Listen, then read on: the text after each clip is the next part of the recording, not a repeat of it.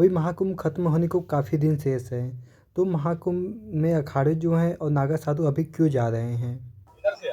ऐसा है ना, शैव सन्यासियों का जो कुंभ होता है, इलाहाबाद कुंभ में एक परंपरा है कि हम जो शिवरात्रि का जो स्नान है, शिवरात्रि का स्नान हम लोग काशी विश्वनाथ में करते हैं। तो काशी विश्वनाथ जाकर के हम लोग भगवान विश्वनाथ के दर्शन करेंगे, क्योंकि शिव परंपरा है, भगवान शिव के हम उपासक हैं।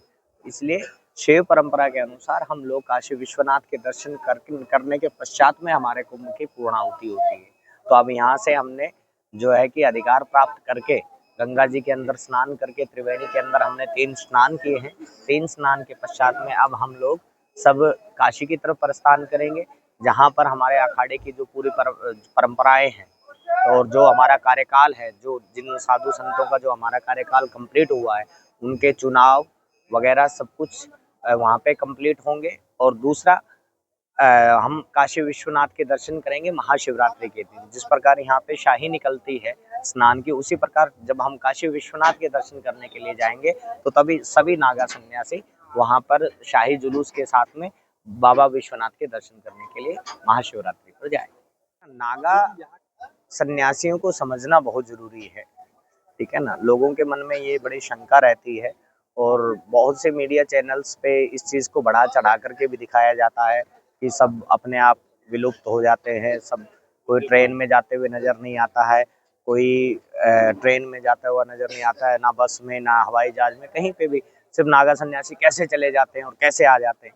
इसका एक देखिए सीधा सा जवाब है, नागा एक परंपरा है जिसका हम निर्वाहन कुंभ के समय में करते हैं।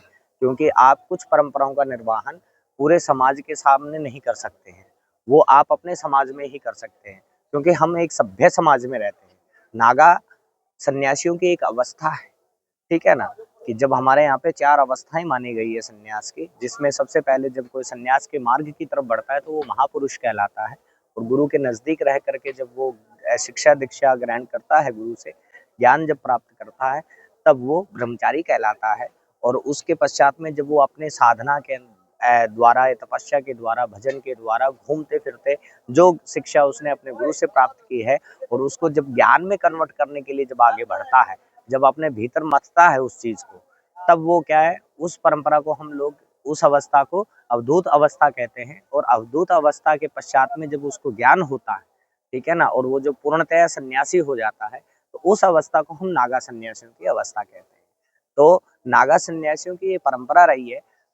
प्राचीन काल में क्या है, सन्यासी जो जंगल में रहा करते थे, आम पब्लिक उनके नजदीक ना लगे, इसलिए वो वस्त्र धारण नहीं किया करते थे, भभूत रमा करके रहा करते थे, ताकि सभ्य समाज के लोग जो है वो ज्यादातर उनके नजदीक ना आए और उनकी साधना के अंदर और भजन के अंदर प्रॉब्लम ना आए। लेकिन उसके पश्चात में जब आवश्यकता पड़ी, भगवान शंकराचार्य जी ने जब सभी सन्यासियों को एकजुट किया और अखाड़ों की स्थापना जब हुई, तो उस समय में क्या है कि इन्होंने नगरों के अंदर, गाँव के अंदर, जगह जगह पे, अपने भारतवर्ष के अंदर जगह जगह पे, गाँव के अंदर उन्होंने अपने आश्रम बनाए। इसलिए उन्होंने वस्त्र धारण करना शुरू किया, क्योंकि सभ्य समाज में रहना है, समाज को कुछ शिक्षा देनी है, तो समाज की कुछ चीजों को आपको अपनाना पड़ता है। इसलिए सन्यासियों ने कपड़ों को अपनाया है, भगवा कपड़े धारण करते हैं। उसके पश्चात में कुंभ कंप्लीट होने के पश्चात में जितने भी नागा सन्यासी हैं, वो वस्त्र धारण कर लेते हैं, जो अपने अपने आश्रमों की तरफ प्रस्थान करते हैं, ताकि लोगों के अंदर बीच में घुल मिल करके रह सके।